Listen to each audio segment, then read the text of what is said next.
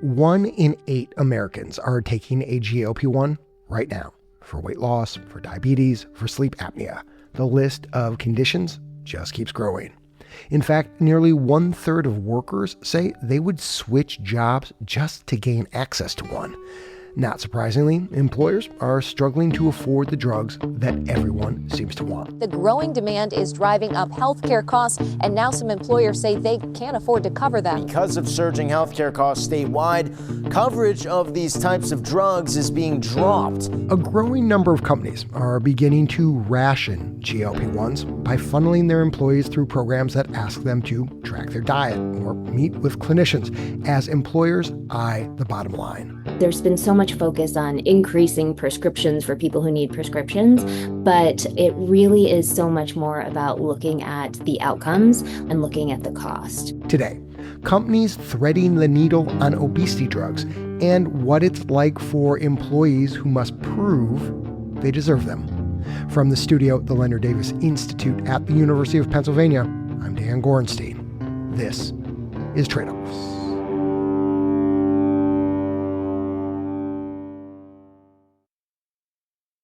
To help tell this story about how employers are trying to cover GLP-1s to treat obesity, we've asked Tradeoffs reporter Julie Warnow to check in with an old friend.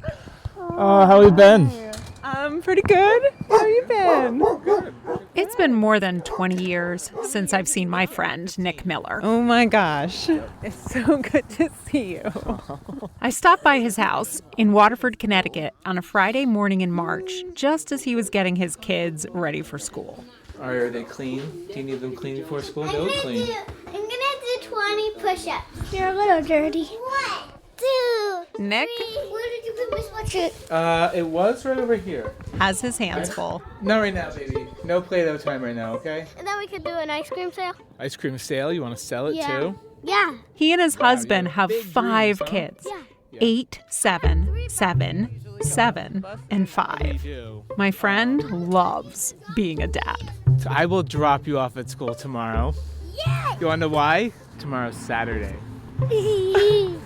After his kids pile onto their various buses, We're going to behave, right? Good days? Nick and I walk back to his kitchen and water the dog. Nick has struggled with his weight for most of his life. I ask him what that's been like. He picks up a photograph. It's Nick, his husband, their brood of children, posed together at this local park. The photo's from 2 years ago, right before Nick started his GLP-1. And I'd seen that photo earlier. Nick's kids told me all about it. This is a picture of all of us. Okay, so who's in this picture? Me. This is me when I was 5. This was me when I was 4. This whole family. Nick's kids just saw their family having a fun day. Nick sees something else. If I could, place a child collectively in front of my, my stomach here, or covering up my chest there, or exhale before the photo, because it might remove like a ½ inch from your waist. Nick weighed more than 400 pounds then. His blood pressure ran 190/100 at serious risk of a stroke. His stomach hurt all the time. He worried he might have colon cancer. Nick was scared. I wasn't sharing a lot of those things with my husband or with my kids or with a doctor. There was a lot of loneliness in this. Nick was in a bad way. His health, his weight, his appearance. It's this running dialogue that is always going through your head, whether you're awake, whether you're asleep, whether you're driving in your car. It makes it hard to, experience life fully with your kids. He felt so low, so little of himself, Nick tells me, that he questioned if he was worthy of getting any help.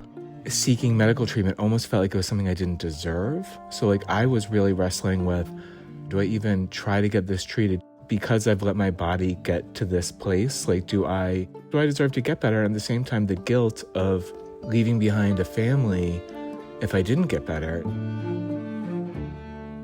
Nick is one of more than 12,000 Connecticut state employees, family members, or retirees enrolled in a program run by a company the state has hired to treat people with obesity. GLP-1s, for all conditions, not just obesity, cost Connecticut $80 million last year.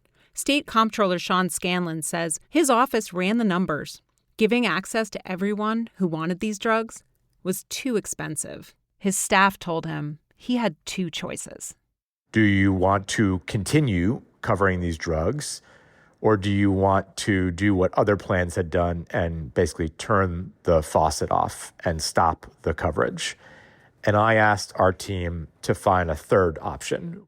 Sean really wanted to ensure that some people would have some access, but it needed to be the people who stood to benefit the most. Sean told me that meant people who were serious about changing their lives, instead of people who were unlikely to follow through or just wanted to lose 10 pounds before vacation. How can we help people continue to get these drugs but not blow up the economics of our plan?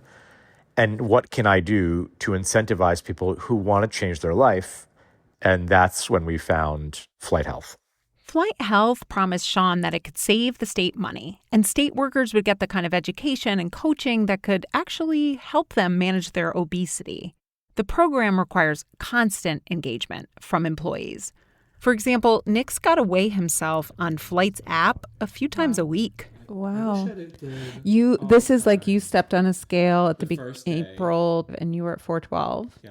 And today I'm 243, which honestly is like... To get access to GLP-1s, employees like Nick must take mandatory lab tests, log food intake and exercise, have their blood pressure monitored remotely, watch videos on the science of obesity. It's a lot. Flyte Health's goal is twofold: compel people to take charge of their condition and scare off everybody but the most committed. To me, this felt like Nick and his other coworkers were part of some kind of surveillance state.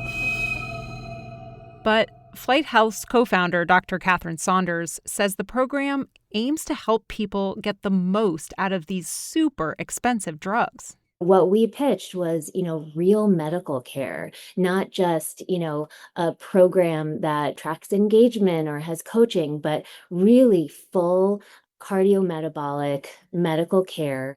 From the jump, Dan, Katherine says Flyte wants patients to know immediately that Flyte's treatment is different. A nurse practitioner or doctor sits down with a patient for 60 minutes. They discuss all the ways the patient could lose weight. Most people, by the time they see us, have lost and gained 1 million times.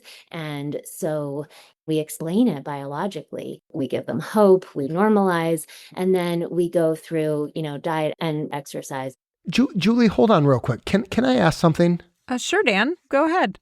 Katherine just said that most of their patients have already lost and gained weight like 1 million times. I'm guessing Nick had tried diet and exercise before. Now, Nick has lost more than 150 pounds. What makes their program different than what Nick has done before? Yeah, so about 15 years ago, Nick lost half his body weight. He did this super intense diet and exercise program. I had to burn a certain number of calories in my workout in order to eat food. And it worked, sort of. He was featured in our hometown newspaper. He was literally the face of the Hartford Half Marathon. Nick looked different, but still heard the same voice, what he calls the bully in his head. Like everybody was proud of me and this and that. But I was full of eating disorders, full of eating disorders. Since I was 6, I was bullied for being heavy. And so the only thing I've ever known is that I'm less than. Nick says working with Flyte was the first thing he'd done in 40 years that silenced that voice that says he's less than. And he chalks it up to how he's been treated. Like, on his initial telehealth call, Nick said he was skeptical that the clinician could empathize. I mean, she was pretty, she was bubbly, she was thin.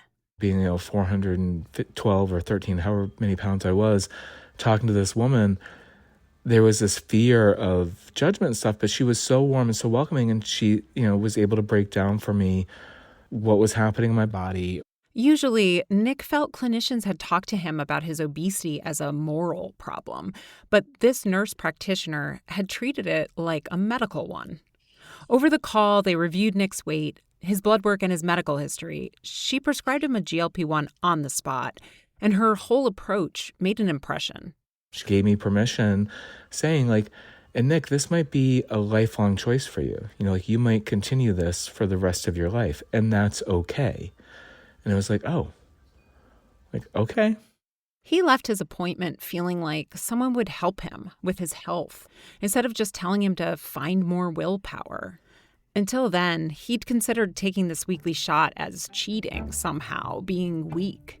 But being cared for helped him realize that was just the bully voice. From where I was to where I am now, to think of that as cheating, I think is really a disservice to the science and a disservice to me. Nick's experience with Flyte is the kind that leaves a smile on the face of Connecticut Comptroller Scanlon. This is exactly how he wants the program to work. It's about more than losing weight. It's about managing the underlying medical condition and the promise of all that. When people are committed to this and bought into it and we invest in them, they can make their health outcomes significantly better in just a short period of time. And I believe that these drugs can be effective for not just people losing weight, but for treating the conditions that then turn to worse problems that then cost plans like the one I run more money in the long run. Okay, Julie, let's talk about the state's twin goals, better health and lower costs. What do we know? Well, we know the state has a mountain of data. Connecticut is about to publish their second report in 2 years. In terms of outcomes, workers like Nick are losing on average 24 to 37% of their body weight. They're also seeing major reductions in indicators that can lead to strokes, heart attacks, and diabetes. And what about the money? So it's still going up, Dan, but at a slower rate. Over the last 24 months, Connecticut has cut its spending increases on these drugs by as much as a third. And let's go slow here for a second, Julie, because we just heard Scanlon say that giving workers GLP-1s today can stave off bigger, more expensive problems down the road.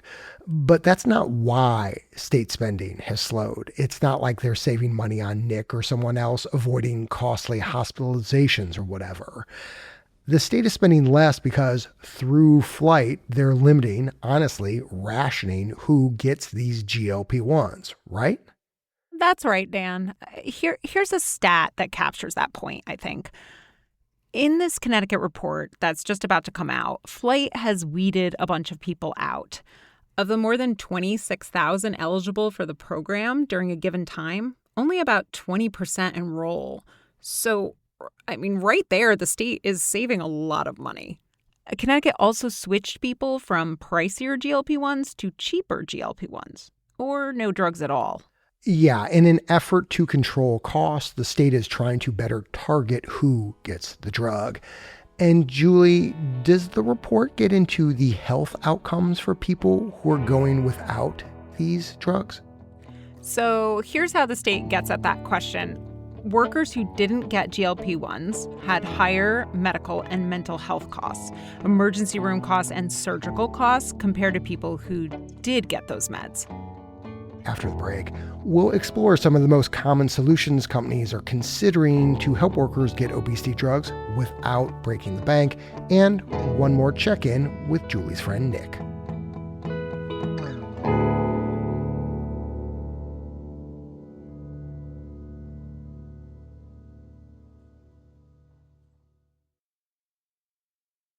Welcome back. Before the break, Tradeoffs reporter Julie Wernow told us Connecticut had slowed its healthcare spending on GLP-1s. They've done that by directing employees to enroll in an obesity management program.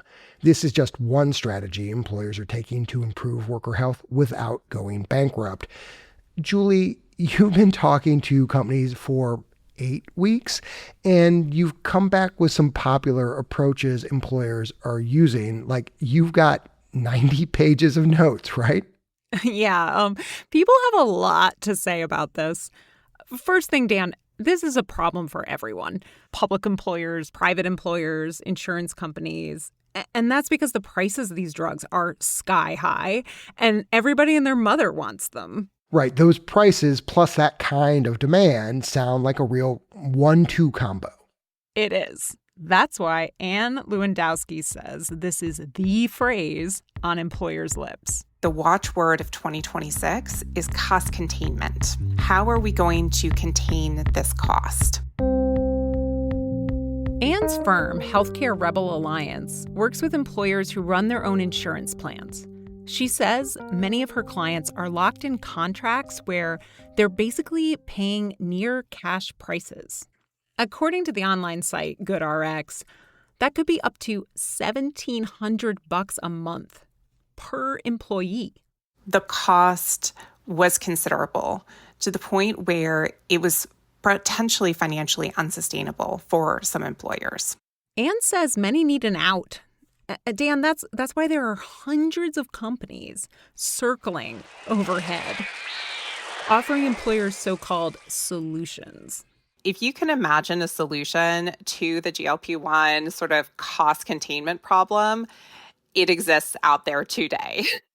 There are companies offering apps, wellness programs, obesity management, rebates, reimbursements, one-off deals with drug makers, even GLP-1 gift cards. Like a gift card to J. Crew or Starbucks? Exactly. Look, Dan, to figure out the right fit, the right solution, companies need to be honest with themselves and figure out what they're trying to do.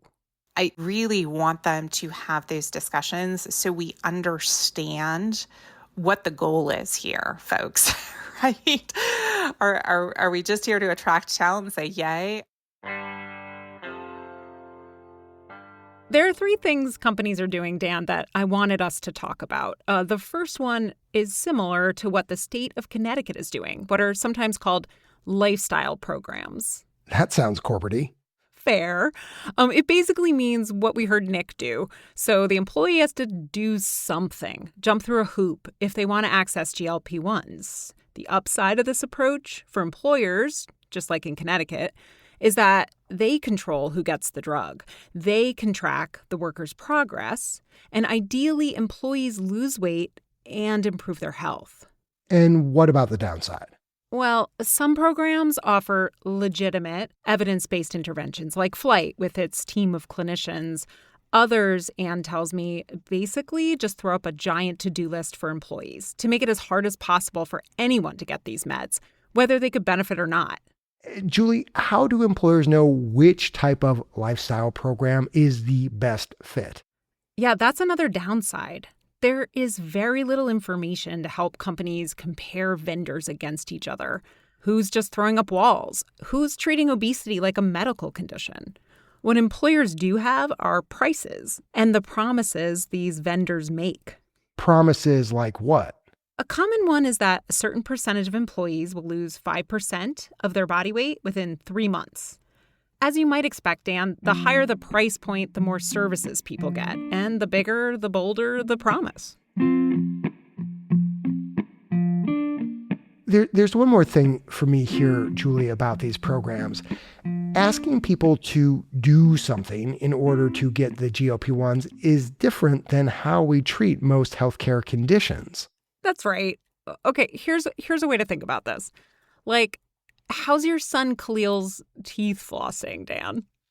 Pretty unexpected, but pretty good, to be honest. Sometimes too good when I need him to get himself to school on time. Not always easy. Okay, so imagine if the only way your insurance would cover his dental appointments was if you documented every morning him flossing his teeth. That is brutal to think about. No way. Never happening. And that's really the last downside I want to flag, Dan. Employers are being sued for imposing discriminatory barriers to GLP-1s. I came across half a dozen major cases. Okay, Julie, just a quick review. The upside is employers can better target who gets these drugs and have more control over their spending. The downside, it might be hard to figure out which program is the best fit, and you may be opening yourself up to a lawsuit because you're discriminating against some of your workers. Yeah, those complications are why Ann Lewandowski says a good chunk of her clients are going with the second option I want us to talk about. We're going to give employees a set amount of money, and it doesn't matter how you spend it. We're not going to put restrictions on it.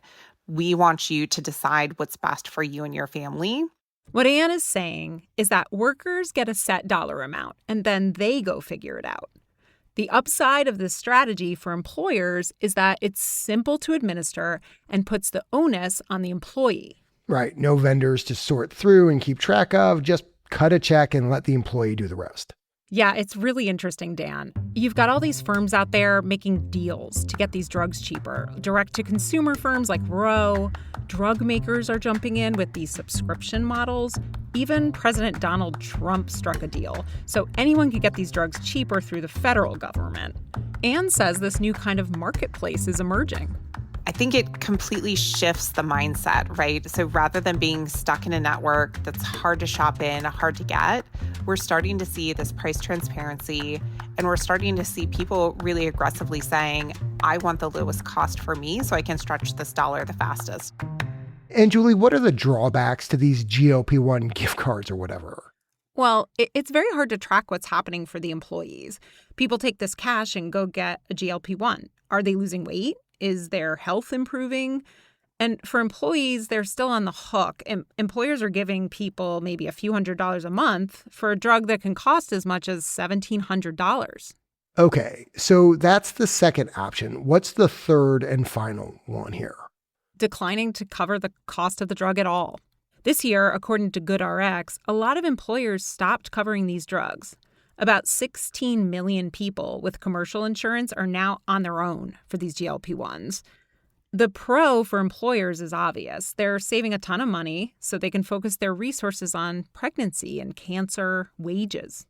The con is that people who could really benefit are paying completely out of pocket. And given how expensive these drugs are, Julie, what are people doing to afford it? I had the exact same question, Dan. So I used an ancient reporting technique. I asked people. I ended up going to an online doctor. I heard all kinds of stories. I started getting it on one of those online prescription mills. I have cousins who are sharing their maintenance doses and splitting like $500 a month. People splitting doses, using unregulated overseas pharmacies. The bottom line, we have no idea what people are putting in their bodies, and that could pose a serious health risk. Okay, Julie, here's the state of play. Employers are kind of caught in this bind. A lot of them want to cover these drugs, but it's crazy expensive. So their options are don't cover it for everyone and blow through their budgets, or these in-between options of reimbursements or lifestyle programs. That sums it up. One last thing. I want to go back to employers having honest conversations with themselves. Based on my reporting, a lot of them think they can attract talent and improve worker health and save money. Every study that's looked at that has shown that's absolutely not the case. That's Brown professor Chris Whaley. In 2025, Chris worked on this massive report for the Institute of Clinical and Economic Review, or ICER, about all these solutions employers are experimenting with. He says most literature shows that whatever path employers take, none of them are likely to save any money. There's, among employers, this kind of magic ideal that we can improve patient health, and that's just going to be this magic wand that cuts employer healthcare spending by huge amounts. Chris says many employers are making an assumption. If a worker loses a ton of weight today, they'll be healthier tomorrow, and thus avoid a bunch of costly healthcare bills down the road. Sean Scanlon in Connecticut told me as much in our interview. I will not be the comptroller when we start to save real money on this, because somebody that doesn't have a heart attack in 2035 is not a data point that somebody is going to be able to point to, but it's going to be the reality. Chris says this is more aspirational than anything. The way employers can reliably control spending is by doing what Sean and others are doing right now. Limit who gets the drugs. Right. These down-the-road savings are unlikely because even if there are one or two fewer heart attacks, whatever savings would come from that would be offset by other spending, right? Yeah. You've got the cost of the drug and lifestyle programs. And then Chris says people lose weight, become more active, and end up with entirely different types of medical bills. If somebody is out being healthy and active and twists their knee playing pickleball, I think that's actually net positive. Chris says companies need to figure out what kind of return they're actually seeking. In other words, if you remove the potential long-term savings from the calculation, do employers still think access to GLP-1s is worth it? For Chris, it's an easy answer. If we all agree that there is an obesity crisis, this is the most effective thing at treating obesity. And I think treating obesity is a goal in of itself. Chris's point, Julie, is reminding me about your buddy Nick. It seems like being on these drugs has had a real impact for him. It totally has, Dan. I am a happier, more well-rounded, more fulfilled person. You know, something that I've been thinking about for weeks is that Nick's had this voice in his head that's haunted him his whole life. And now it's gone. I knew that I thought about food way more than I should.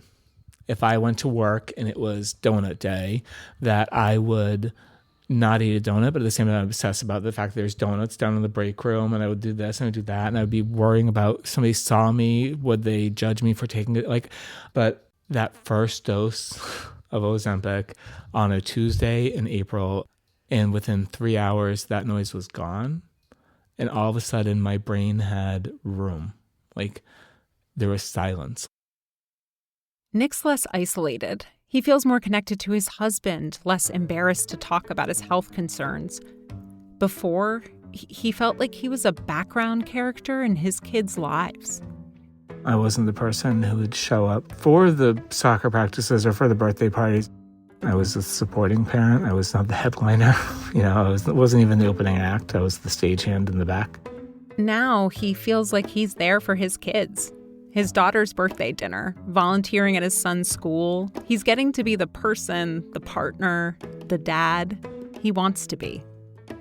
I deserve opportunity. I deserve honesty. I deserve to not live in fear or shame and to experience life in the way that everybody can. Superheroes. Kids, come on. Julie, thank you for your reporting on this story. You're welcome, Dan. I'm Dan Gorenstein.